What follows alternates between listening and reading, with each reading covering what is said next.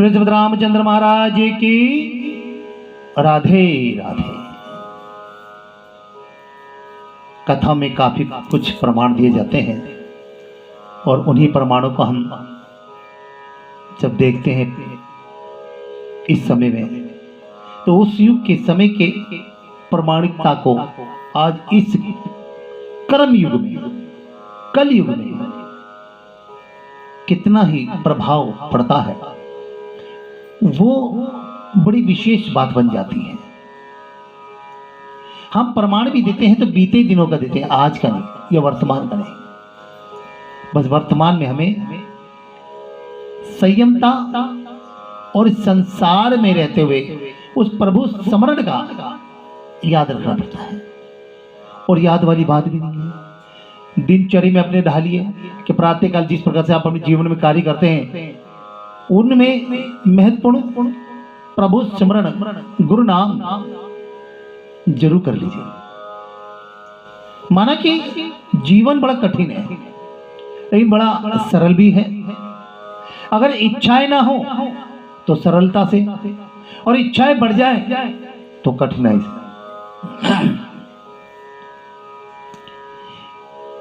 इस अध्याय वर्णन आंवला तुलसी जान, इस अध्याय में आंवला तुलसी जान और पढ़ने सुनने से कपिल हो जाता है कल्याण।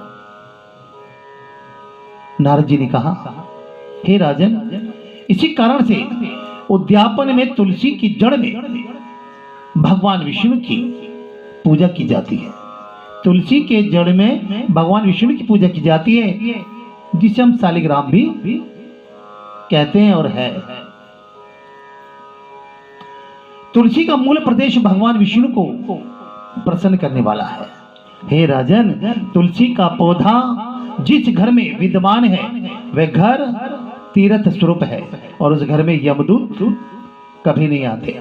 यह पौधा सब पापों का नाश करने वाला और अभिष्ट फल देने वाला है। जो मनुष्य तुलसी का पौधा लगाता है वह यमराज को नहीं देखता।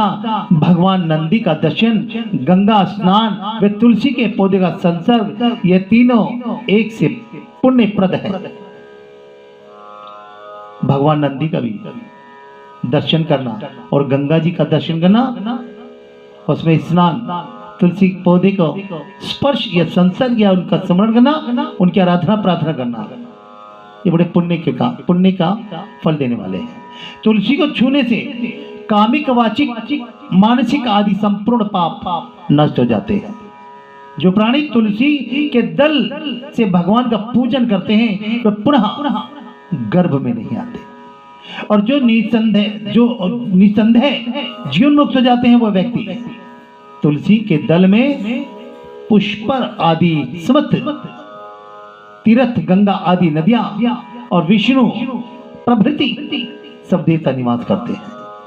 तुलसी के पौधे के पास जो अपना प्राण विसर्जन करता है वह चाहे कितना बड़ा पापी क्यों ना हो, उसे यमराज नहीं देख सकते। हे राजन, जो लोग तुलसी के काष्ठ का चंदन लगाते हैं वे सहज मोक्ष को प्राप्त हो जाते हैं। उनके द्वारा किए गए पाप उनके शरीर को स्पर्श नहीं कर सकते, न कर पाते हैं। हे राजन, जहां तुलसी के वन की छाया हो वहां पर पितरों को श्राद्ध करना चाहिए। वहां पर पितरों के निमित्त दिया हुआ दान हमेशा के लिए अक्षत हो जाता है। आंवले के वृक्ष की छाया में जो प्राणी पिंडदान करता है, उनके पितृ आदि नरक की यात्रा भी भोग रहे हो तो मुक्त हो जाते हैं। सिर, हाथ, मुंह और देह में जो आंवले को धारण करते हैं उनको विष्णु रूप जानना चाहिए। आंवले के फल और तुलसी के दलों को पानी में मिलाकर जो प्राणी स्नान करते हैं उन्हें गंगा स्नान का फल मिलता है। जो मनुष्य आंवले के पत्तों और फलों से देवताओं का पूजन करते हैं उन्हें स्वर्ण, मणि और मोतियों द्वारा पूजन का फल प्राप्त होता है। कार्तिक मास में सब तीर्थ ऋषि देवता और सब यज्ञ जब सूर्य तुला राशि में होता है, आंवले के वृक्ष में वास करते हैं। जो मनुष्य द्वादशी तिथि को तुलसी दल कार्तिक में वृक्ष में वास कर, कार्तिक में आंवले के पत्ता तोड़ता है, वह नरक में वास करता है। जो कार्तिक में आंवले की छाया में बैठकर भोजन करता है, उसके संसर्ग में सब दोष नष्ट हो जाते हैं। कार्तिक में जो आंवले के जड़ में विष्णु जी का पूजन करते हैं, उसे श्री विष्णु क्षेत्रों के पूजन का फल प्राप्त होता है। आंवले तथा तुलसी की महत्ता का वर्णन करने में श्री ब्रह्मा जी भी असमर्थ हैं। हमारी तो बात ही क्या है, हमें तो कुछ भी नहीं आता, लेकिन फिर भी इतना प्रभु नाम में जो फल मिलता है, वो कथाओं का फल हमें एक नाम स्मरण से प्राप्त हो जाता है। आप दिन भर कुछ ना कीजिए, बस नाम स्मरण कर लीजिए। भगवान विष्णु, भगवान शिव, प्रभु श्री राम और खुद मेरे ठाकुर जी महाराज अति प्रसन्न हो जाते हैं, क्योंकि स्मरण में ही प्रबल शक्तियां सम्माहित मेरे प्रभु ने कर दी है। इसलिए धात्री और तुलसी जी की जन्म कथा सुनने से मनुष्य अपने वंश सहित भक्ति को पाता है। जितना हो तुलसी का गुणगान और तुलसी की महत्ता का वर्णन करते रहना चाहिए। कहते तुलसी का नाम वृंदा है, और वृंदा के माध्यम से ही आज हम वृंदावन हर पल हर क्षण अपने बिहारी जी को दर्शन करने के लिए कहा जाते हैं, कहा जाते हैं वृंदावन।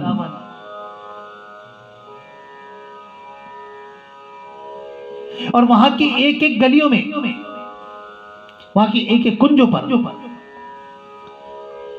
बिहारी जी का नाम और बिहारी जी क्या अटकेलिया, बिहारी जी की चंचलता वो शोभायमान होती है। वहां का एक एक पक्षी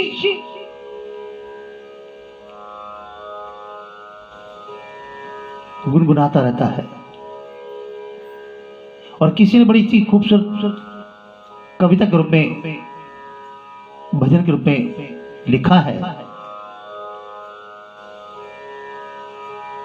और क्या लिखा है? वृंदावन की हर बगियन में कोयल गुन गुन गाए, वृंदावन की हर बगियन में कोयल गुन गुन गाए। मिलेंगे बाके बिहारी हमको, बोलो राधे राधे हमारी प्यारी राधे, शाम की प्यारी राधे हमारी प्यारी राधे, शाम की प्यारी राधे। कुंजी गलियों में, हर बगियन में कहाँ मिलेंगे बिहारी जी? बोली राधे राधे। कहाँ मिल रहे हैं? अरे रोज जो चर्चा करते हैं हम लोग, बोले वृंदावन बिहारी लाल की जय। वृंदावन में मिल रहे हैं। और वृंदावन जाने का टिकट कौन सा है पता है?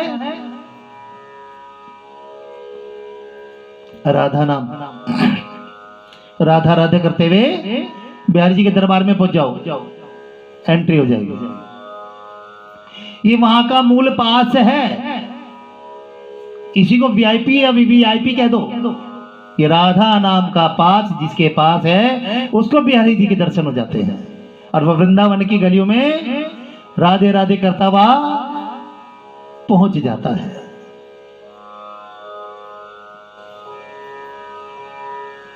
हमारी प्यारी राधे, शाम की प्यारी राधे, आओ तो बोलो राधे, जाओ तो बोलो राधे। जब भी आओ जब भी जाओ राधे राधे बोलते जाओ। लिखवाओ से निज दया से, लिखवाओ से निज दया से सुंदर भाव बताकर लिखवाओं से नीचे दया से सुंदर भाव बताकर कार्तिक मास महात्म का लिखो अगला अध्याय। सुनो सुधा साधर मानकर। राजा पृथु ने कहा कि हे नारद जी, आपने तुलसी के इतिहास प्रथमात्म में के बारे में कहा, अब यह बताने की कृपा करें कि कार्तिक मास में क्या और भी देवता का पूजन होता है? बड़ी विशेष बात है। अब क्या राजा पृथु पूछ रहे हैं नारद जी से? हम भी पूछते हैं लोगों से और हमसे भी लोग पूछते हैं, क्या इसमें किसी और देवता की पूजा नहीं कर सकते? ये मुझे समझना भी है और जानना भी है। नारद जी ने कहा, पहले स्वयं और पहले समय में पर्वत के निकट कर्तीपुर में एक धर्मात्मा धर्मदत्त नामक ब्राह्मण रहता था। वह भगवान विष्णु के सब व्रत करता था। एक दिन कार्तिक मास में एक पैर रात शेष रहने पर जागरण के लिए भगवान विष्णु के मंदिर में हर प्रकार की सामग्री लेकर जा रहा था कि मार्ग में उसने एक बड़ी भयंकर राक्षसनी को देखा, जिसके बड़े बड़े दांत, लपकती हुई जीभ और लाल लाल नेत्र थे। उसका शरीर नंगा और मांस रहित था। उस भयंकर राक्षसी को देखकर धर्मदत्त बुरी तरह कांपने लगा। अनेक कुछ उपाय न देखकर उसने पूजा वाली थाली और जल का लोटा उसके ऊपर फेंक दिया, डर के मारे। यदि आपको भी कोई डर लगे और आपके हाथ में कुछ हो तो फेंक के भागते हो ना, और किसके ऊपर फेंको ये नहीं पता, बस फेंक दोगे। ये वास्तविकता है।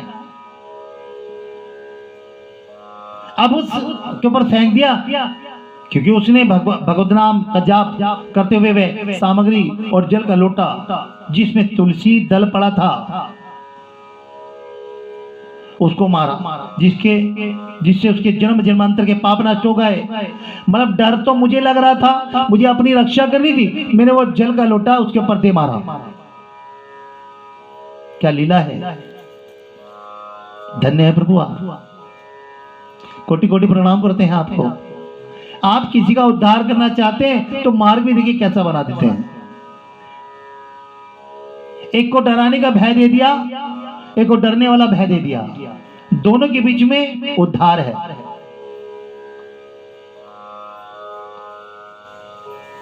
दोनों के पीछे उद्धार है और दोनों का ही उद्धार है। किसी भी विवरण को देने से पहले हमारे अंदर एक विषय आ जाता है और वो विषय अगर सही निकल गया तो कार्य आपके सफल हो गए, लेकिन ऐसा नहीं होता कि खराब होगा। खराब तब होता है जब इंसान अपने अहंकार में किसी को सुझाव दे देता है, वो विषय बिगड़ेगा ही बिगड़ेगा।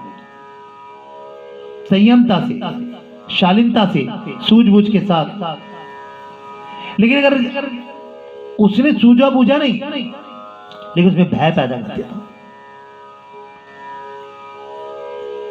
अब वो उसके पास पहुंच गया, जल उसके ऊपर चला गया, उसके पाप नष्ट हो गए, पूर्व जन्म याद आ गया।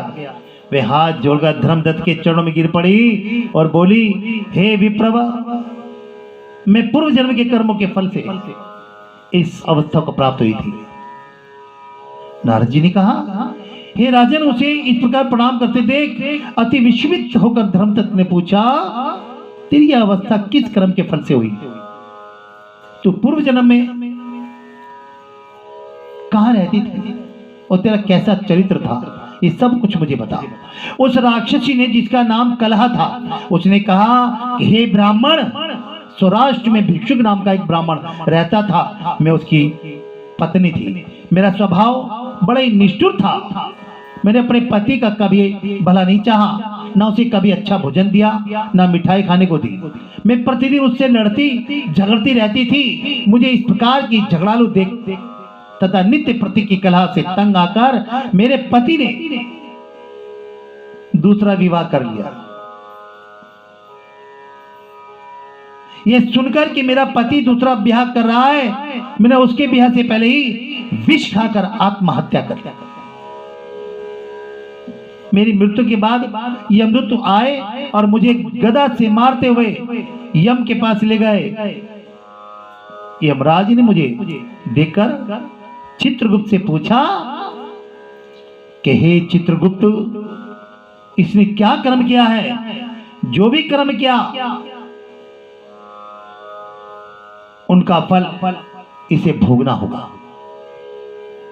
कलह ने कहा, हे ब्राह्मण, चित्रगुप्त ने यमराज से कहा, इसने अपने जीवन में कोई भी अच्छा काम नहीं किया। आलस से भरी हुई नारी, निद्रा मग्न रहने वाली ये नारी अपने पति से झगड़ा करती रहती थी।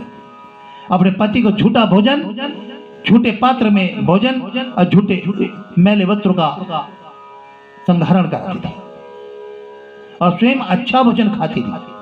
इसलिए अब यह विष्ठा मलमूत्र खाने वाली होगी, इसे अब स्वरी का जन्म दिया जाए।